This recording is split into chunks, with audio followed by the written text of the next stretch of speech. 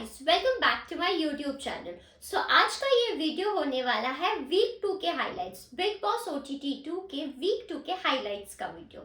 तो जैसे ही week start हुआ तो उसमें नॉमिनेशंस हुए, फिर मिड वीक में एविक्शंस हुए, फिर उसके बाद फिर से जो ब्रेक रूल हुआ उसके बाद कुछ लोग नॉमिनेट हुए, फिर एंटायर वीक में कुछ इंसिडेंट्स हुए, कुछ शो के हाइलाइट्स लोगों ने बोला कि ये था वीक का हाईलाइट। तो ऐसी कुछ चीजें हुई। कुछ लोगों ने किसी कंटेस्टेंट्स के अपब्रिंगिंग के बारे में बात किया, उनके बदतमीजी के हद के बारे में बात किया, and at the end of the week भी और एक एविक्शन हुआ।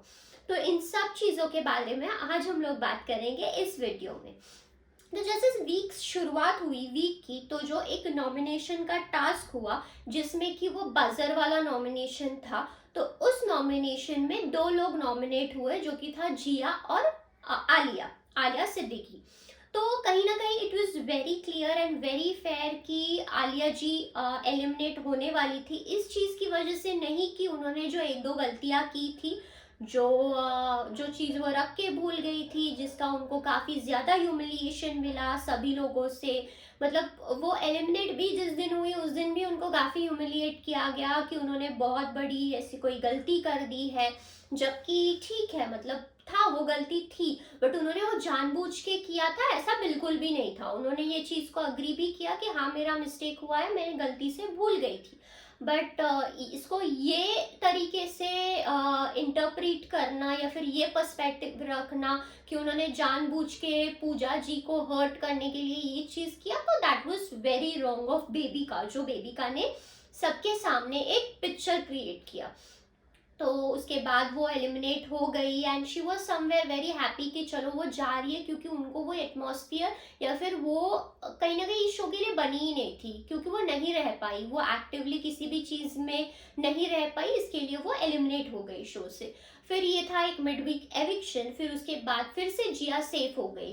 तो जैसे ही जिया सेफ हो गई उसके बाद इन लोगों का जो भी डिस्कशन चल रहे थे, एक्चुअली ये पहले का ही डिस्कशन था, मतलब पहले स्टार्ट हुआ था बेसिकली, तो तभी आलिया जी भी थी इस डिस्कशन में। तो उसके बाद जो एक रूल ब्रेक वाला अलर्ट दिया गया बिग बॉस के एंड से, जबकि मुझे लगता है कि ये जो चीज था या फिर ये जो रूल ब्रेक था वो फर्स्ट टाइम नहीं था बिग बॉस के हिस्ट्री में, क्योंकि ऐसे तो लोग बहुत ज्यादा नॉमिनेशंस के बारे में बात करते हैं, लोग इंग्लिश में बात करते हैं, लोग सो जाते हैं, तो ये सब जो रूल ब्रेक वाली चीजें हैं वो होती रहती है। बट फिर भी बिग बॉस को कहीं ना कहीं ये ट्विस्ट लाना था, उनको ये क्रिएट करना था, इसके लिए उन्होंने इसको रूल ब्रेक का नाम दे के इन्होंने इस चीज को ऐसी तरीके से एक्सपोज किया जिस वजह से इन तीनों को, जैसे कि अभिषेक को, आकांक्षा और जिया को नॉमिनेट तो कर दिया, बट उसके बाद उन लोगों ने जो भी चीजें डिस्कस की थी इन चीजों के बारे में भी सबको बताया गया। तो कहीं ना कहीं उसके बाद ये लोगों को काफी ज्यादा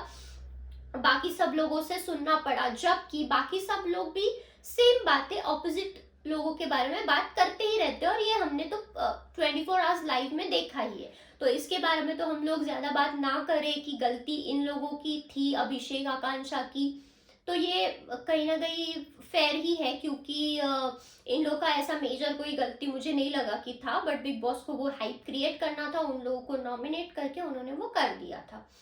तो क्योंकि उन लोग को बाकी लोगों को बचाना भी था कि उन लोगों को नॉमिनेशंस में नहीं लाना था, एक और हफ्ता उन्होंने उनको बचा दिया। आगे बात करते हैं हम लोग इस शो के हाईलाइट के बारे में, सो कॉल्ड हाईलाइट के बारे में।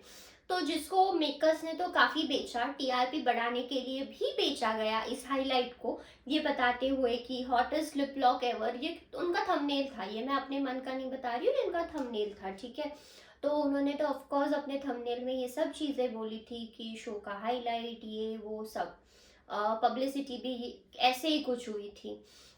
बट बाद में जब वीकेंड का वार में सलमान सर आए, उनको ये बिल्कुल भी अप्रिशिएबल नहीं लगा, क्योंकि उनके मूवीज में उन्होंने ये चीज कभी नहीं की है, तो उनको लगा कि ये गलत हुआ, बिकॉज रियलिटी शो है, फैमिलीज देखते हैं। ऑनेस्टली मुझे भी ये लगता है कि फैमिलीज देखता है, तो कहीं ना कहीं दिस वाज नॉट राइट, क्योंकि ये कोई ओटीटी का वेब शो नहीं है या फिर कोई मूवी नहीं है, दिस वाज अ रियल, मतलब एक रियलिटी शो चल रहा है, इसमें कंटेस्टेंट्स के रियल पर्सनालिटीज दिखने चाहिए, ना कि ये सब चीजें।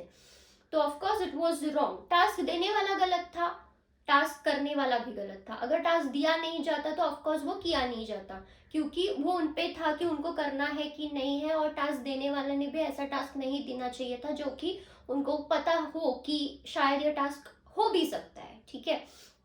तो उसके लिए अविनाश को भी डांट पड़ी। अविनाश को तो बाकी सारे चीजों में भी बहुत सुनाया गया। वो जो चिट्ठी वाला मैटर था वीकेंड में, उनको काफी चीजें सुनाई गई उस पे कि आपने अगर ये चीजें उनके बारे में लिखी है जिनके आप साथ बैठते हो, मतलब कि अभी अगर ये चीज कोई, मतलब जैसे मनीषा ने जो भी चीजें लिखी फलक के बारे में हो या फिर किसी और के बारे में हो या फिर पूजा जी के बारे में हो, तो वो उनके साथ नहीं बैठती है हर बार, वो उनकी दोस्त नहीं है। अगर आप उनके दोस्त हो, आप दोस्त होके भी आप ऐसी चीजें लिख के अगर बताना चाहते हो तो दैट इज योर, लाइक आप फॉल्ट में हो, आपको ये चीजें बतानी चाहिए थी। और उनको ऑडियंस भी बोला गया, उनको वो ऑडियंस वाले एक सेक्शन में बिठाया गया और उनको बोला गया कि आप ऐसे दिख रहे हो शो में, विच इज फेयर। उनको ये लाइट दिखाना बहुत इम्पोर्टेंट था, फलक को ये लाइट दिखाना बहुत इम्पोर्टेंट था। हालांकि फलक ने अपब्रिंगिंग की चीजें वो सब जो भी बोला है वो तो बोला है, पूजा जी को भी बोलना चाहिए था, बट वो उनको हमेशा सेव करते आ रहे हैं मेकर्स, तो उन्होंने उनके ऊपर कुछ भी नहीं बोला। बट फलक को सब फलक में डाल दिया गया इनफैक्ट, तो उनको बोला गया, बट ठीक है, उनको भी लाइट दिखाना चाहिए था, उनको भी दिखाया गया।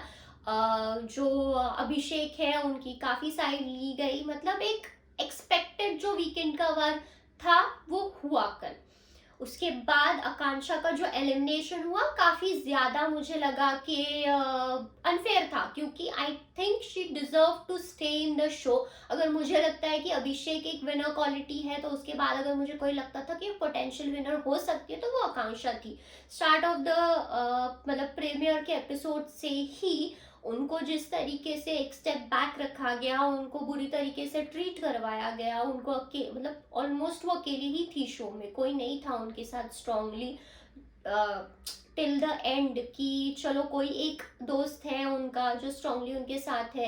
उनकी पर्सनालिटी की वजह से भी लोगों को लगा कि कहीं ना कहीं she is faking her personality, but फिर भी मुझे लगा कुछ ना कुछ तो वो कर रही थी। जबकि जिया का एग्जिस्टेंस मुझे शो में नहीं लगता है कि कुछ खास इतना है, चीजें यहाँ से वहां करना, इसको शो में कुछ करना, अगर ऐसा बोलते हैं तो मुझे नहीं लगता कि इट्स फेयर या फिर वो डिजर्व करती है to stay in the show in comparison to Akanksha. But चलो ठीक है, अभी जो एक अनफेयर एविक्शन हुआ है उस पर हम लोग कुछ बोल नहीं सकते हैं, वो तो हो गया है चीजें।